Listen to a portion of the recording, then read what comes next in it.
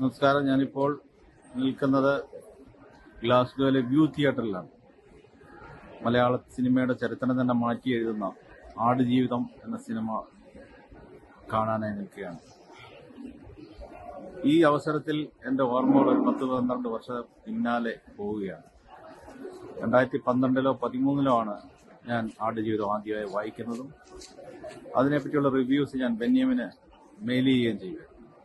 അന്ന് ആൾക്കാർ വായിച്ചു തുടങ്ങുന്ന സമയമാണ് ആടുജീവിതം.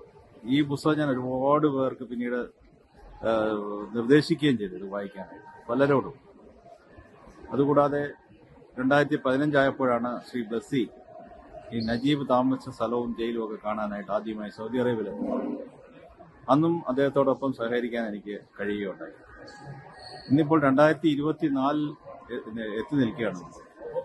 വർഷങ്ങളുടെ ഒരു മഹായാനമാണ് ഈ ചിത്രമെന്ന് എനിക്ക് തോന്നുന്നത്.